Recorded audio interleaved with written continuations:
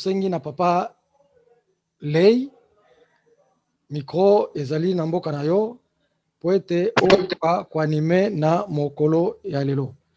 Tobandi bongo na 20h45 bolimsa retard oyo. Merci. Na kombo etata mwana pe molimo mosantu. Na yebite soki bozo landangai. Très bien papa, tozo yoka yo très bien, 5 sur 5. D'accord, merci Piming Pina. Je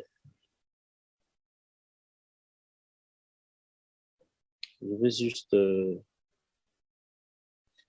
ok. Bon, na kombo ya tata mwana pe molimo mosantu. Ya liboso na lingi na zongisa merci mingi na responsabilité oyo epesa melinga na mokolo lelo po toko kosala ba réflexion na biso na tina elikambo munene oyo tozali nango. Alors na cadre ya ba causerie na biso tango papa Blanchard ayebisaki ngai na papa Sis bayebisaki ngai fallait na assumer responsabilité oyo. J'ai beaucoup réfléchi ndenge nalingaki na présenter ba réflexion oyo tozali nango par rapport ya likambo munene oyo tozali nango. Ya solo biso awa na niveau ya Angola toza déjà na cellule oyo ezo fonctionner. Net lelo touti ko réaliser une conférence, et on avait 51 jeunes oyo pesi information ya défi Congo. C'était une grande surprise moko ya makasi penza.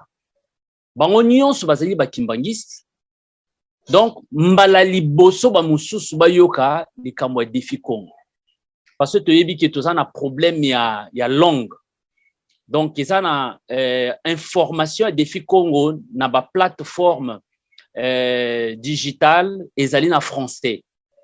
Donc c'est pour la première fois qu'on a fait une communication sur le défi Congo en portugais. Donc eza na ba jeune ebele, c'était une grande surprise.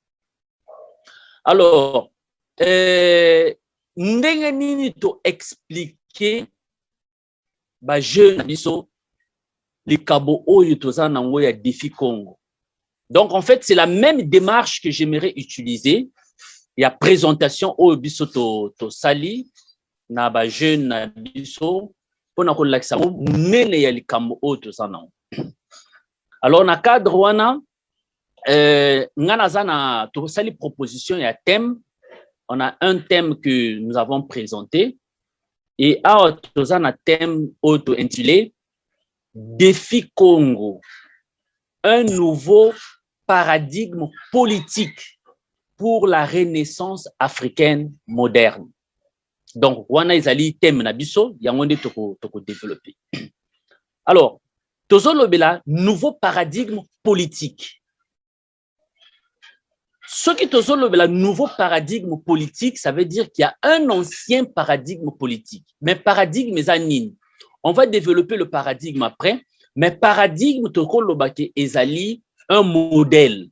Donc, ezali nouveau modèle politique. Donc, le défi Congo, qui est une structure à caractère politique, tozoko présenté yango comme étant un nouveau modèle politique pour la renaissance africaine moderne.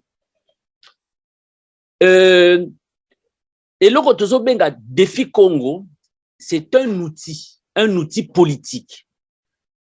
Et outil politique oyo toko utiliser yango pour toko résoudre un problème politique dans un contexte africain. Alors, pour comprendre par rapport au défi, il faudrait qu'on comprenne situation actuelle ezali ndengeni. Situation actuelle, donc dans un contexte général. pour la politique, c'est la bonne gestion de la chose publique. Donc, s'il y a un chaos politique dans le contexte africain, il faut yeba quelle est la problématique na katia société africaine dans un contexte général, plus particulièrement dans les trois Congos. Mais toujours le aspect général. Donc, na cadre il y a situation tozali na yango toza na méthodologie to ko utiliser pour na ko expliquer situation actuelle tozali na yango. Tango tozo sala ba recherche sur la situation de l'Afrique en fonction il y a responsabilité tozali na yango, toyi ko comprendre que mutu mwindu nyonso tango abotami tozana deux facteurs oyo ezalaka na pesanteur makasi na ba vie na biso, quel que soit notre rang social. Deux facteurs. Mutu mwindu nyonso tango abotami azolela, il sera confronté, il est d'office confronté à deux facteurs.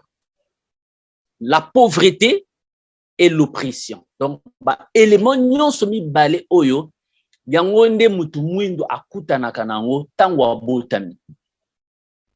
Alors, les deux facteurs tokomeka ko décortiquer moi moke mais rapidement. Oppression. L'oppression tozana trois types d'oppression. Premier type d'oppression, c'est l'oppression ontologique. Na kati ya oppression ontologique, esika toko tozoko tala problème ya être, personnalité humaine. Donc, dans kati ya oppression ontologique, c'est là où nous allons remarquer que mutu mwindu nyonso, selon notre histoire, on nous a refusé le droit du statut de l'être humain. Bon, droit wana toyiko perdre ango justement après la chute de l'Égypte. Parce que mutu mwindu, il est parti de la gloire à la chute. Papa Mfumwalongo azalaki ko expliquer biso yango. Papa Mfumwalongo partait encore plus loin à expliquer biso que mutu mwindu, c'était lui qui était le garant de l'humanité. C'était lui le représentant de Dieu sur la terre. Mais à sala lisumu, à partir de sumwana, mayele naye, pouvoir naye, et bandiko kita. Et lorsqu'on fait une combinaison avec l'histoire des historiens dans le contexte africain, l'Égypte, c'est la dernière heure de la gloire de l'homme noir. Donc, selon Cheikh Anta Diop, le monde, mutu mwindu doit continuer dans l'obscurantisme. Tango arabe yiko envahir l'Égypte. Donc, la quatrième conquête ou invasion à Égypte. À partir de ce moment, on ne parle plus de la gloire de l'homme noir. Donc, mutu mwindu a continué à chute, a continué à l'obscurantisme et a commis eloko pamba. Si esclavagisme yé, après esclavagisme, to koti na colonisation. Donc, événements nyon c'est salami, et tous ces événements historiques, ça laissait des traces.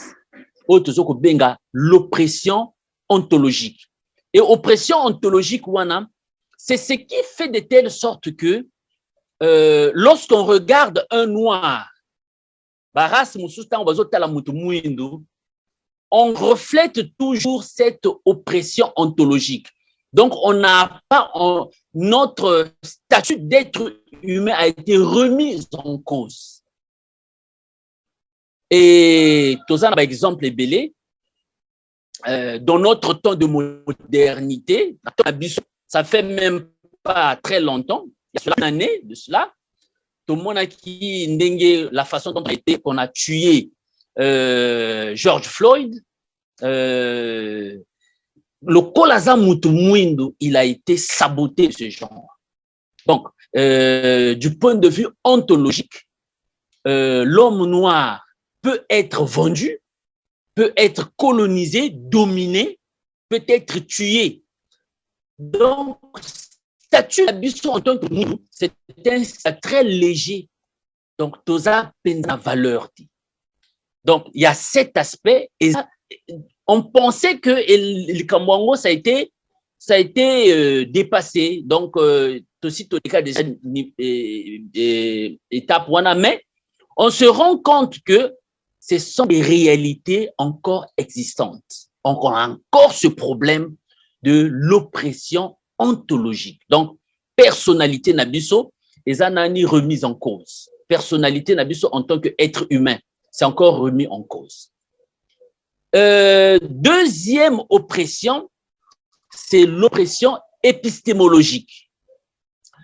Épistémologie, les sciences où ils ont étudié les méthodologies de la production des connaissances. Ndengenini ba créer ba connaissance, comment fonctionne la science, ba technologie. Donc, l'oppression épistémologique, ezali agression, c'est cette agression qui a été qui a été présentée aux Africains, aux Noirs principalement, par rapport à nos capacités intellectuelles.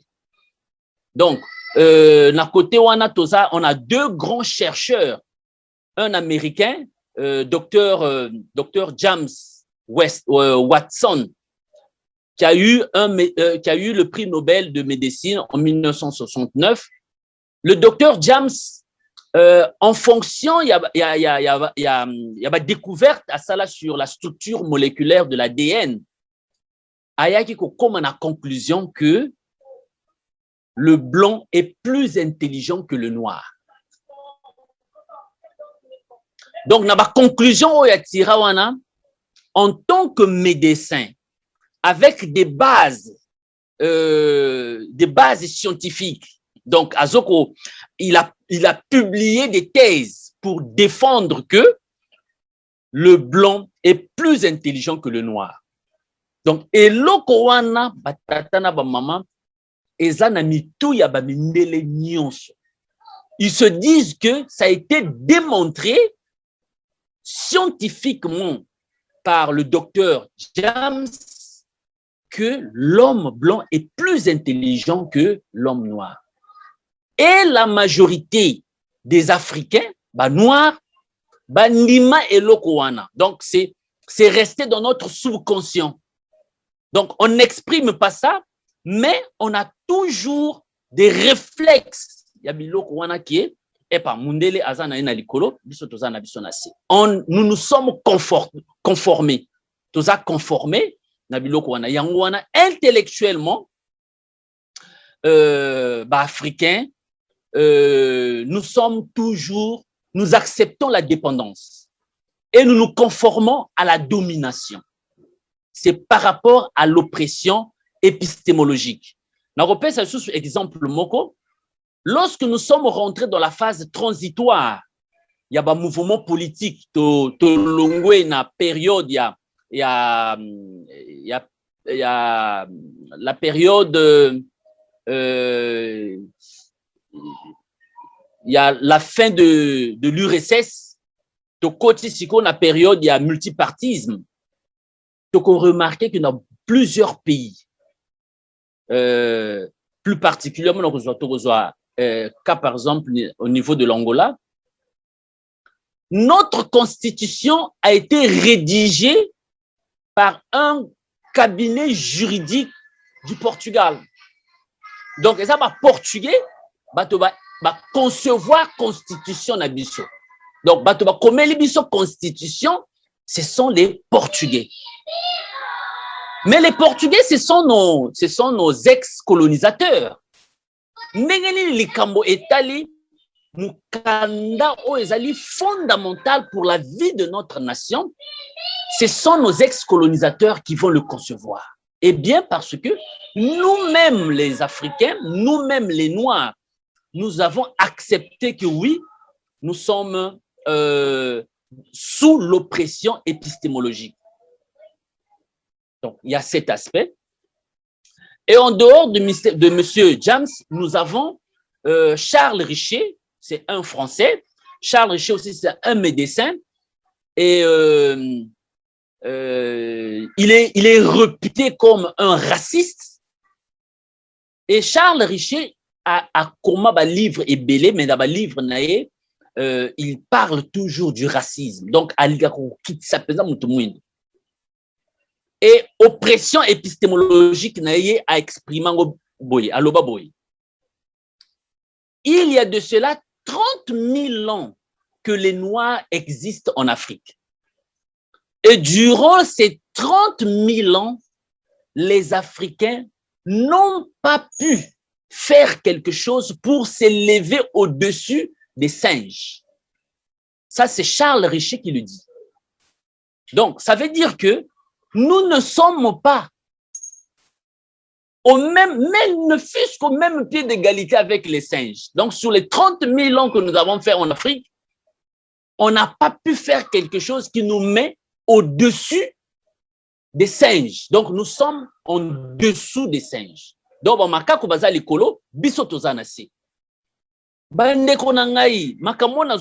sont des documents, ce sont des livres qui sont étudiés dans des instituts, des grands instituts politiques européens, occidentaux. Donc, lorsque quelqu'un veut se lancer dans la politique, c'est un Européen, il se lance dans la politique,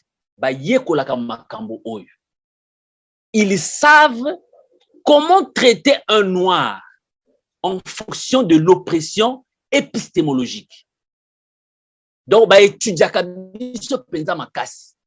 seulement que l'homme noir, Yemoko, il ne se prend pas en charge et il fait, pour à ça la recherche sur lui-même, il dépend des Occidentaux.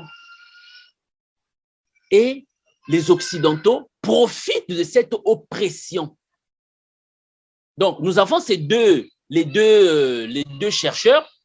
Donc, les chercheurs, ce sont ceux-là qui ont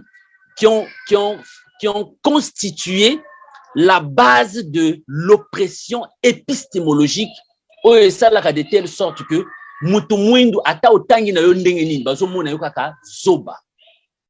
parce que ce sont des documents qui ont été conçus. Ce sont des choses qui ont été conçues et bango batanga kayango. Il y a des choses qu'ils apprennent sur nous que nous ne connaissons pas. Donc agression épistémologique, c'est la deuxième agression. Et tozali na troisième agression, où ils allaient vraiment très scandaleux. Ils allaient agression théologique. Donc, agression théologique, ils allaient lier na situation, na état spirituel na biso. Donc, une agression qui a été formulée en fonction de notre état spirituel. Donc, agression, qui a fait cette agression officiellement en 1454? C'est le pape Nicolas V. Le pape Nicolas V, vous pouvez aller sur Internet, le pape Nicolas V, donc c'est lui qui a déclaré la guerre sainte contre l'Afrique. A déclaré la guerre sainte contre l'Afrique. Et en fonction, il y a Mukanda un décret papal. Le décret papal, il y a sa légitimité parce qu'à l'époque, tout ce que le pape dit est sacré. Donc, on a décret papal, on a vraiment toutes ces références, on a décret papal, il y a sa légitimité dans le processus, il y a conquête, il y a l'Afrique, et réduire l'Afrique à l'esclavagisme et à la colonisation. Donc, c'est le pape qui a déclaré cette guerre. C'est le pape qui a déclaré que l'Occident, ou encore le roi du Portugal, le roi du Portugal, Alphonse V, et na prince Henri, va s'organiser pour venir dominer l'Afrique et faire le tout possible, il y a éliminer tout ce qui est païen, parce que nous traitait des païens. Nous étions considérés comme les ennemis du Christ. C'est le pape ordonné détruire nos droits, notre statut en tant qu'être humain, en tant qu'être spirituel. Donc, voilà un peu les trois oppressions auxquelles nous sommes soumis, nous les hommes noirs, l'homme noir. Donc, bandeko nangai, tokita tomata, makambo oyo esilate ezali, makambo oyo esilate, bango ba concevoir baba makambo na bango, et ba traiter kabiso boy. Officiellement, on parle des droits de l'homme, mais officieusement, mikanda na bango ezali. Il n'y a aucun gouvernement africain qui a remis en cause tous ces documents. Pour makambo ce sont des documents. Il n'y a aucun intellectuel africain qui a remis tout ça en cause. Biso nyonso tozalakana na se ya makambo nyonso bango baloba. Donc oppression oyo ezali directionnée à tout Africain, tout noir. Nous sommes soumis sous ces principes-là. Il y a oppression. Oppression ontologique, oppression épistémologique et l'oppression théologique. Après ce premier facteur, il y a oppression. En dehors, il y a oppression. Le problème, il y a pauvreté. On a la situation de la pauvreté. Bandeko nangai, tango tozala nazali ko sala ba recherche oyo, je m'étais rendu compte que ndenge l'ONU ou encore PNUD a expliqué kabiso le phénomène de la pauvreté, c'est juste du point de vue économique et puis c'est superficiel. L'essence de la pauvreté. Voilà pourquoi on a comme l'impression que la situation de la pauvreté n'aba africain atteindre un certain niveau social, il se sépare de la pauvreté. C'est un mensonge.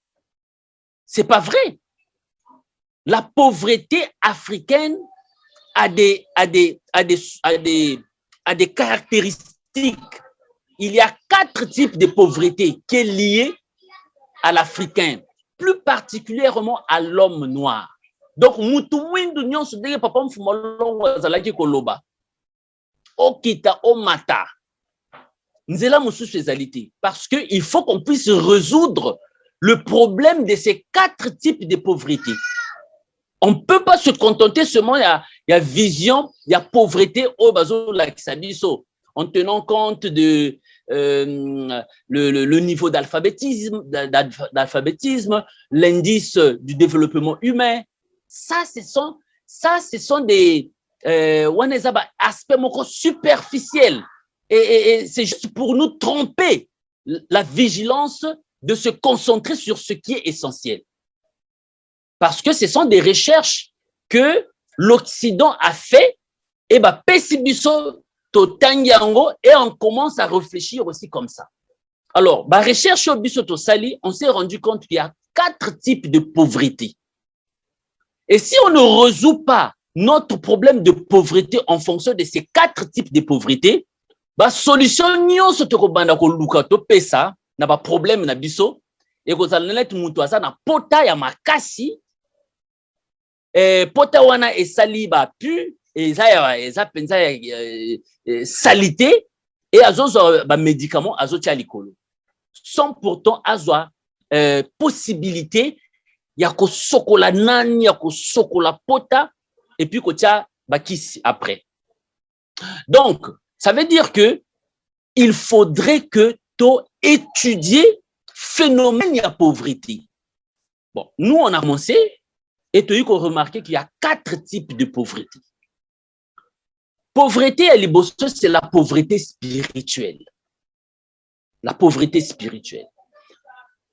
Pauvreté spirituelle, nabiso, ezali na deux axes. Donc, deux, banzela mibale. Pauvreté spirituelle et liboso, ezali pauvreté spirituelle, oyo ezali koleka au sein des Africains. Donc, notre modèle de spiritualité. Quel est le modèle de spiritualité oyo to utilisaka biso ba africain? Quel est notre modèle de spiritualité? Oyo to bengaka kibokoko. Kibokoko wana, c'est ce modèle de spiritualité oyo etikala, donc ba miette oyo etikala de ce que nous avons perdu. Na kanisi na ibandeli, na yebisaki, na lobelaki vision ya papa Mfumwa Longo.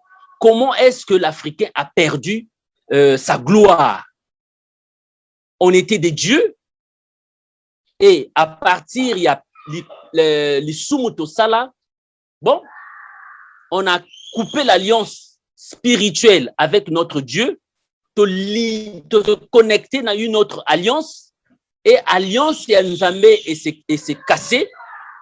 Et au fur et à mesure que le temps passe, notre spiritualité se convertit de la spiritualité positive divine à la spiritualité négative satanique. Donc, notre type de spiritualité commence à se dégringoler. Comme kokita, tina Égypte. L'Égypte, c'est la dernière heure de la grandeur spirituelle des Africains, des Noirs. La passation de service, remise et reprise, et ça matin où les enfants d'Israël sont rentrés en Égypte, en Obabini, et c'était la fin de l'Égypte. L'Égypte avait démontré ses dernières prouesses, et c'était fini. Après, il y a eu des agressions. Or, agression, conquête, la conquête d'une civilisation réussit lorsque cette civilisation a perdu son âme spirituelle. Ce qui, molimo ya civilisation wana eza sous ma capacité, eh bien, cette civilisation va à la chute. C'est ça la loi de la chute des civilisations. Lorsqu'une civilisation n'a plus sa saveur spirituelle positive dans le cadre du respect des lois de la nature, eh bien, cette civilisation a la tendance de chuter, de tomber.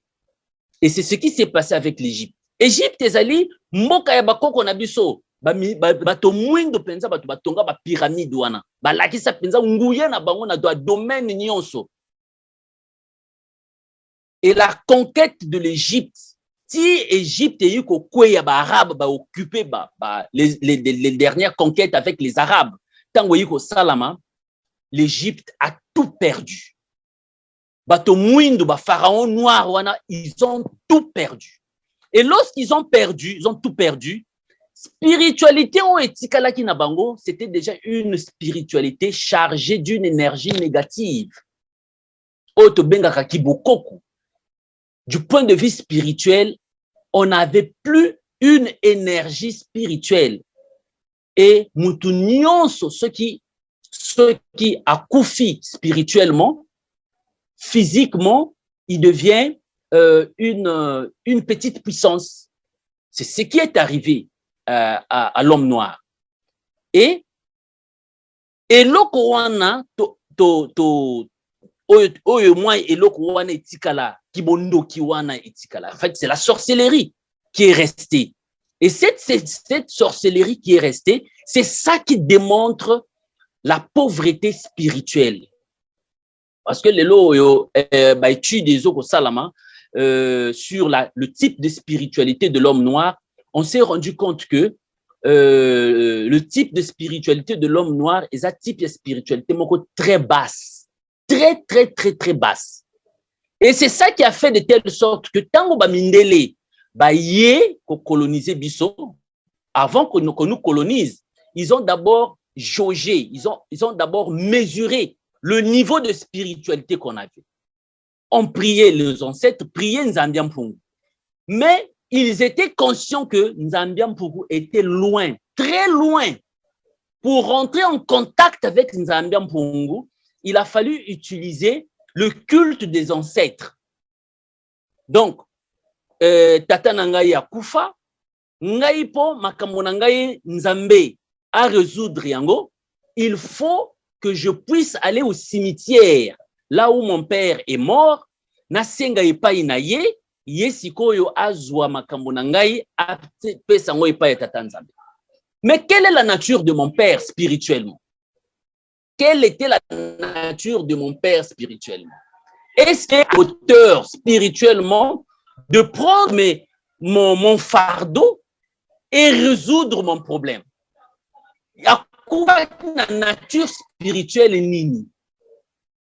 Donc, cet aspect, et ça, aspect moko mozindo, on ne va pas vraiment trop s'attarder là-dessus, parce que Papa Mfumolongo a expliqué plusieurs fois cet aspect.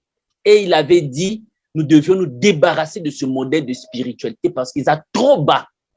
Et c'est ce modèle de spiritualité qui nous a menés à l'esclavagisme, parce que vous ne pouvez pas imaginer, papa et maman, un blanc avec une petite chicotte, un bâton, a aligné tout un village de 25-30 personnes, et personne ne réagit. Malgré malgré la sorcellerie qu'ils avaient. Et on a été colonisés, c'est un fait. Nos ancêtres ont été vendus en Amérique. Ça, c'est une réalité.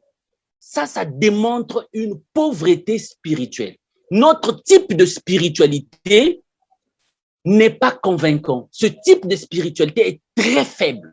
Ce modèle de spiritualité est très faible. Otobengaka, kibokoko na bisoana, kibokoko dans le domaine spirituel. C'est vraiment faible. Donc, là, il y a la pauvreté spirituelle. Maintenant, qu'est-ce qui se passe? Lorsque les intellectuels noirs africains vont étudier en Europe, et à partir de l'Europe, ils se rendent compte que tout intellectuel doit avoir un support métaphysique, un support spirituel. Et lorsqu'ils regardent le support spirituel, Yakiboko Konabiso, c'est un support spirituel très faible. Conséquence, les Noirs rentrent dans le modèle spirituel de nos colonisateurs, de nos dominateurs. À ce moment-là, on devient un serviteur spirituel, un esclave spirituel de notre maître qui est venu nous coloniser.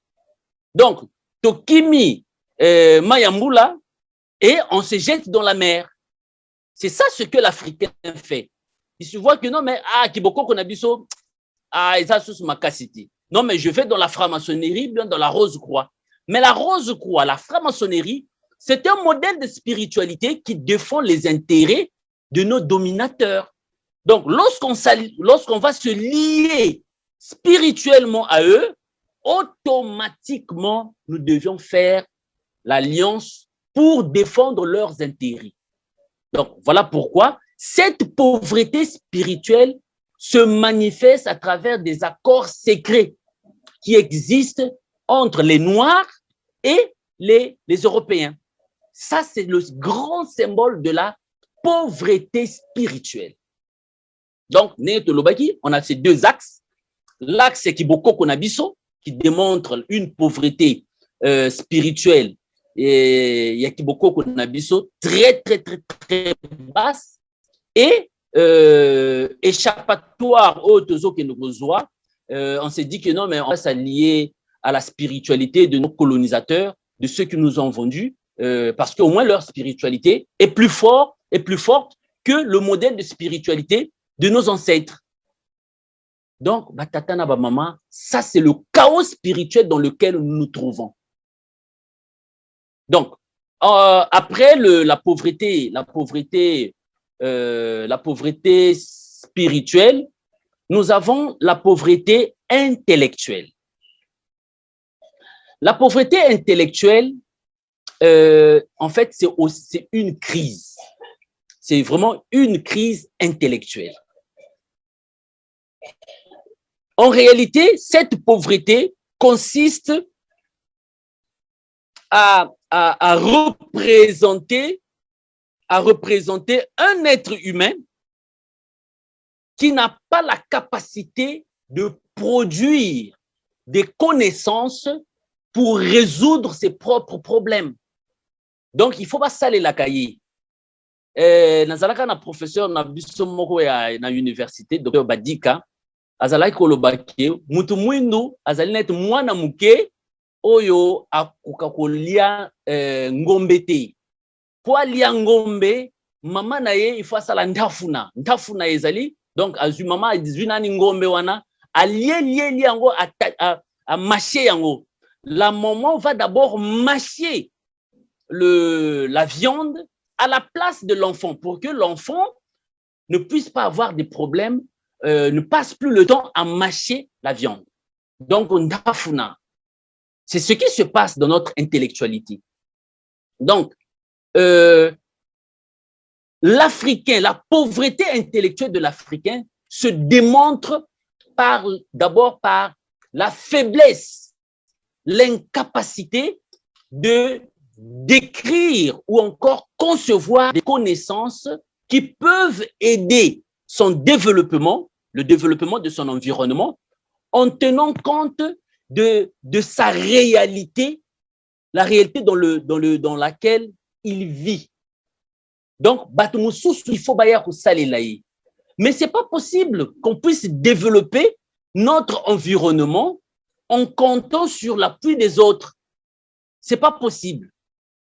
Ça ne marche pas. Celui qui viendra nous aider, il a ses intérêts. Akoya ko défendre ba intérêt naï. Donc akoya ko kosabiso. Comme l'intellectualité en Afrique se fait avec les langues du colonisateur, eh bien c'est là où on nous prend.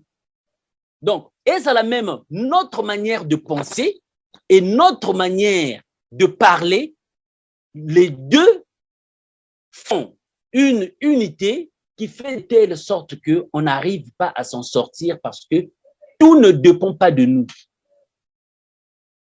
Tout le système épistémologique ne nous appartient pas. Le système épistémologique que nous utilisons, lorsqu'on est déjà docteur, lorsqu'on est déjà PhD, le niveau le plus élevé, on doit se rendre compte qu'on est toujours dans la pauvreté intellectuelle. Parce que, à ce niveau, on n'a pas encore la capacité de raisonner en fonction de notre être, en fonction de notre réalité. Et c'est là où on parle de la cacophonie intellectuelle. C'est ce qui se passe actuellement au niveau de l'Afrique. Par exemple, aujourd'hui, on est par Tozoko Lobela Makambo ya on est Tozoko Lobela Makambo ya Tozoko Lobela Makambo ya parti politique, le système de la gestion de la chose publique. Mais bandeko nangai, ce qui se passe en Afrique, c'est quoi? C'est du copier-coller. Donc, on prend la démocratie française, on applique en Afrique. Donc, sans pourtant raffiner, sans pourtant tamiser, sans pourtant contextualiser dans notre réalité, on prend la réalité occidentale, on l'applique dans la réalité africaine. Ça ne pourra jamais marcher. Jamais marcher. Voilà pourquoi Papa Mfumolongo disait Balinga bilingate nzela ezali kaka moko. Mutu mwindo nzela mosusu ezali te. Parce que Papa savait que nzela mutu mwindo azolanda, ça ne nous permettra pas d'avoir la sortie issue de secours ezati.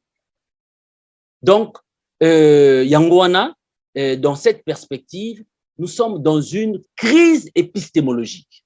Un autre exemple que je veux prendre. L'Angola, c'est un pays producteur du diamant.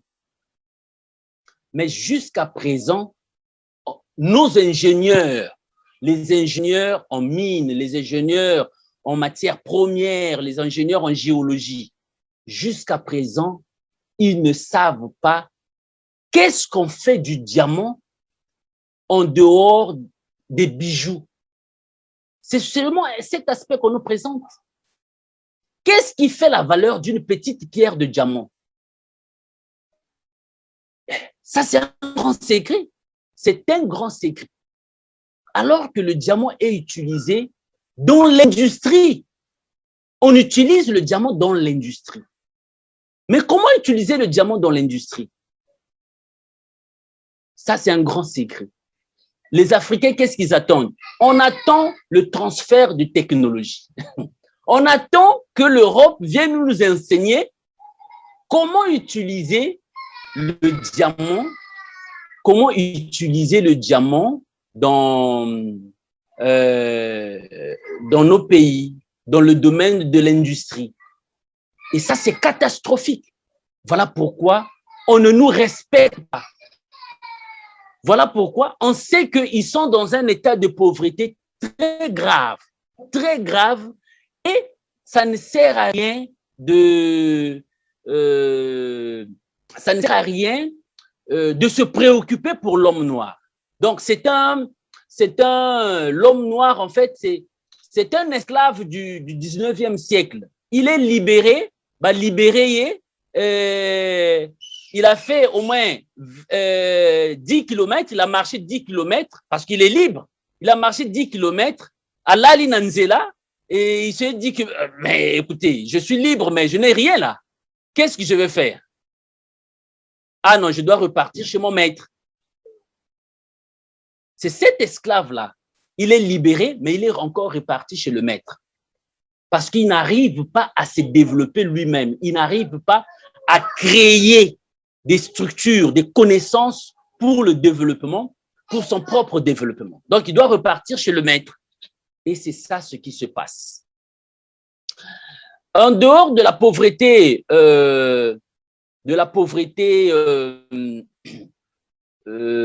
intellectuelle, nous allons parler de la pauvreté morale. La pauvreté morale, c'est en fait la dépravation des mœurs. C'est en fait aujourd'hui, par exemple, nous en Angola, nous avons une influence du Brésil. Par exemple, avec les télénovelas, as novelas, ce que nous appelons as novelas, ce sont des réalités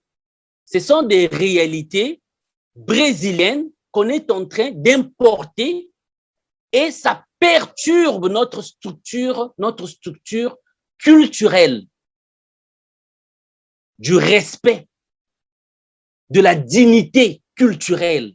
On est en train de le perdre et on est rentré dans ce que nous appelons la dépravation des mœurs. C'est ça la pauvreté morale. Et après, nous avons la pauvreté sociale. La pauvreté sociale, c'est la somme de la pauvreté spirituelle, la pauvreté intellectuelle et la pauvreté morale. Donc, lorsque l'Occident veut tuer un noir, il le tue d'abord intellectuellement, il le tue moralement et il le tue spirituellement. À ce moment-là, il sera physiquement à la merci de l'Occident. Donc, voilà un peu la situation dans laquelle nous nous trouvons. Donc, un parti politique digne de ce nom doit avoir un plan, un système politique qui lui permettra de résoudre d'abord ses problèmes, de résoudre d'abord ces problématiques qui sont les deux facteurs qui sont à la base de la vie de l'homme. Lorsqu'on veut amener, par exemple, le défi Congo, en Angola, au Congo-Brazzaville, au Congo-Kinshasa, il faudrait qu'on explique aux populations l'état dans lequel nous nous trouvons. Notre campagne électorale doit commencer par la conscientisation. Il faudrait que les gens sachent que notre défi est basé sur les deux facteurs qui caractérisent la vie de l'homme noir. Ce sont ces deux facteurs. Donc, on doit tenir en ligne de compte ces deux facteurs. Au cas contraire, toutes les solutions que nous allons apporter, ça sera des médicaments sur une plaie qui n'est pas lavée.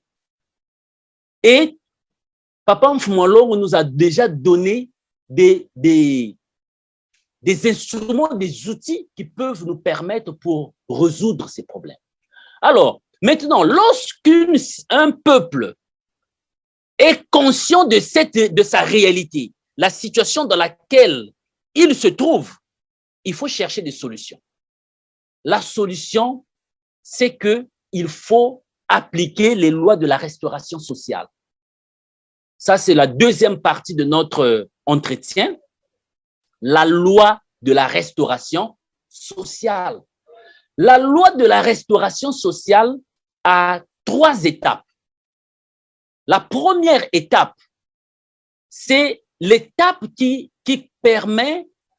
nous permet de créer des bases. Il faut créer des bases. Aucune restauration sociale est possible lorsqu'on n'a pas encore créé des bases. Et les bases, en réalité, concrètement, c'est quoi? Je vais juste vous donner un exemple. Nous avons fêté le centenaire de l'église, de la fondation de l'église kimbangiste. Mais mes très chers papas et mamans, pour qu'on puisse avoir l'église kimbangiste telle qu'elle se présente comme œuvre officielle, il a fallu qu'il y ait un leader qui a créé des bases pendant 30 ans avec des méthodes stratégiques, des méthodes hautement métaphysiques, des méthodes hautement spirituelles pour défaire le système spirituel qui était en marche pour maintenir les Africains dans la domination. Papa Simon Kimbangu, pendant les 30 ans, il a utilisé la non-violence et il a utilisé la manifestation de la grandeur divine pour défaire, pour détruire le système spirituel qui était mis en place pour maintenir l'Africain dans la colonisation, dans l'esclavage mental et spirituel.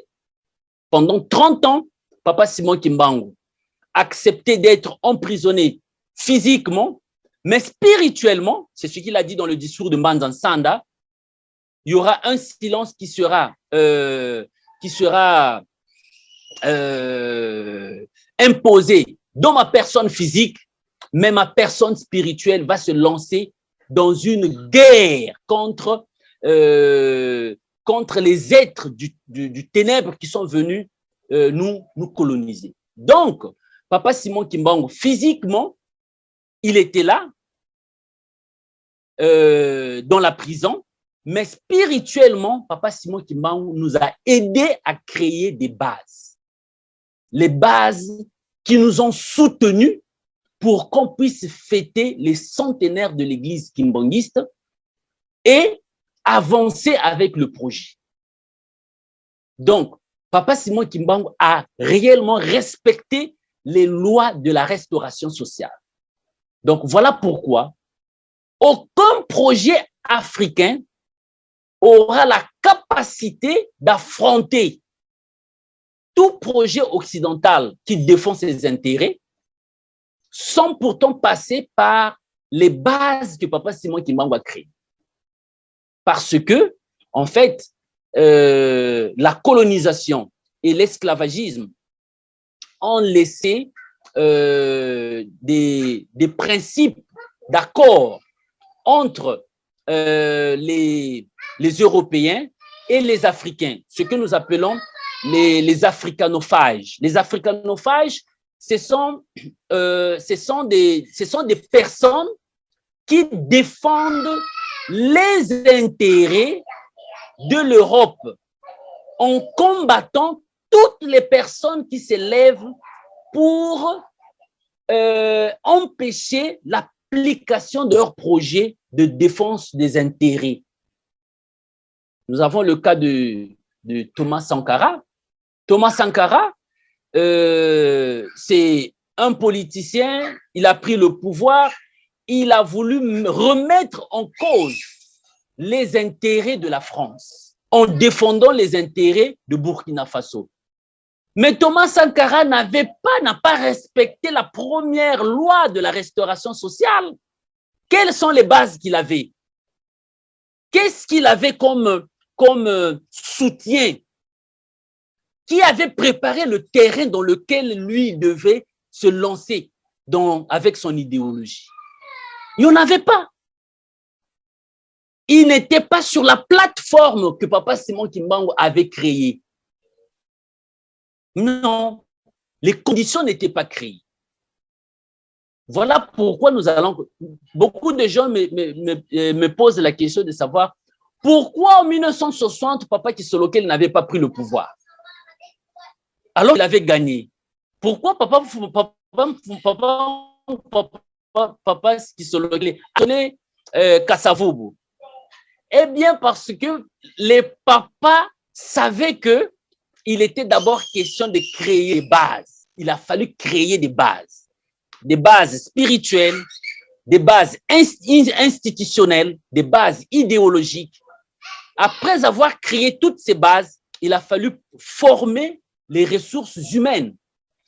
Un modèle, un peuple qui allait comprendre facilement les enseignements dans sa globalité lorsqu'ils allaient appliquer les principes. Il a fallu 100 ans, il a fallu attendre 100 ans pour qu'il y ait le défi Congo qui va s'implanter pour créer des bases du développement de l'Afrique. Donc, la première loi de la restauration sociale, c'est la création des bases de ce que nous appelons en portugais as bases de sustentabilidade, donc les bases de soutien, des supports. Après avoir créé toutes ces bases, ces supports, nous passons à la deuxième loi. La deuxième loi, c'est la loi qui nous permet de concevoir, c'est la phase de la conception de l'idéologie. La conception de l'idéologie consiste à élaborer un processus ou encore une idéologie qui va renforcer le processus par lequel la société a perdu. Allô? Je peux continuer? Oui, il y a... attendez, le son de Papa Raid Ngama à Kangason. Nazoko Kangangote. Papa Raid Ngama, Alain. Kanga micro. Le micro seulement. Assez Nazoko Kangangote.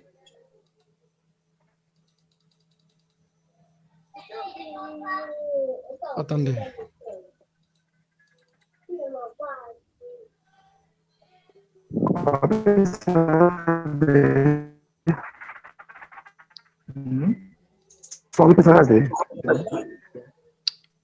Papa Redingama, Papa Redingama.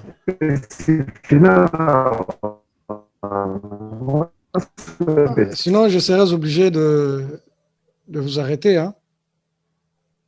Ok, Papa Ley, vous pouvez continuer. Ah, merci beaucoup, Papa. Donc, j'étais en train de parler de la deuxième loi de la restauration sociale. La deuxième loi de la restauration sociale consiste à concevoir une nouvelle idéologie. Et dans cette nouvelle idéologie, il est question de concevoir une structure idéologique qui va renverser le processus par lequel la société a perdu sa position originale, son état original. Donc, cette deuxième loi, c'est une loi liée à la conception de l'idéologie. Et la troisième loi, c'est la loi de l'application de la nouvelle idéologie. il faut créer les conditions pour faire l'application de l'idéologie conçue à la deuxième loi. Les Africains ont toujours un problème à la deuxième loi, la conception de l'idéologie. La deuxième loi pose vraiment des grands problèmes aux Africains parce que lorsque on veut créer, concevoir une idéologie, on est buté à un problème très sérieux, un problème intellectuel. Dans ce problème intellectuel, notre tendance, c'est d'aller copier ce que l'Occident, ce que le maître a déjà conçu. Et on vient adapter. Et lorsque c'est comme ça, la loi de la restauration sociale ne fonctionne pas. L'application ne va pas donner des résultats positifs. Voilà pourquoi, depuis 1960, c'est ce que nous avons toujours fait. Les États ont toujours fait cela. On va dans le socialisme, on va dans le capitalisme, on fait un tour, on tourne au rond là. C'est ça ce qui se passe. Nous-mêmes, les Africains, on n'arrive pas à concevoir des idéologies qui vont de pair avec notre réalité. Alors, lorsque la loi de la restauration sociale est respectée, cela veut dire que nous devons faire un choix. Il y a deux axes. L'axe du système social.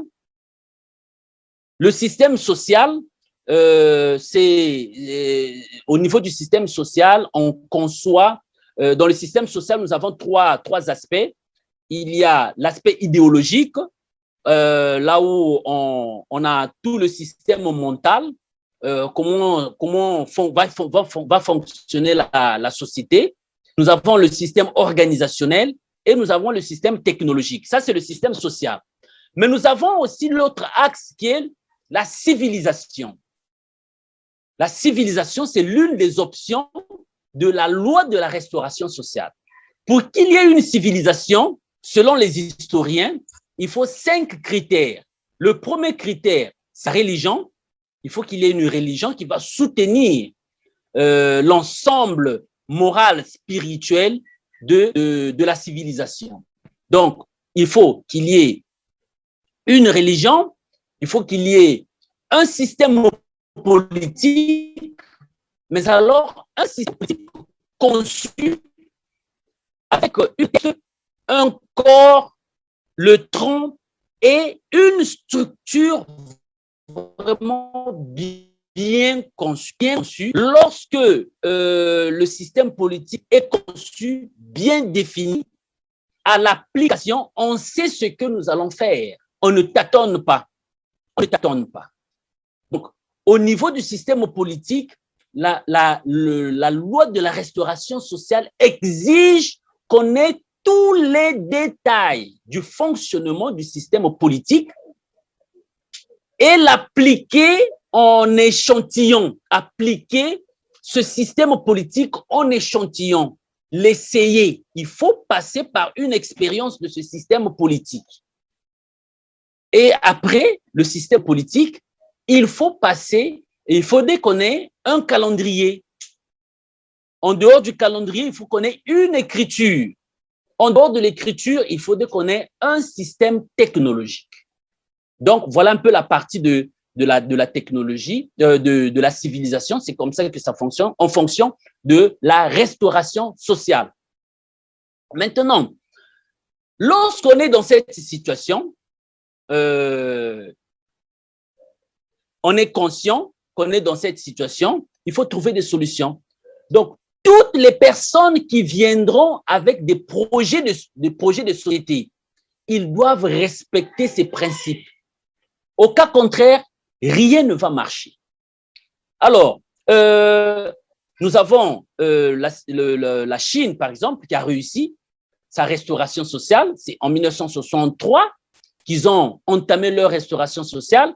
En 1960, la Chine, c'était l'un des pays les plus pauvres du monde. Avec Mao Tse-tung, ils ont fait la révolution.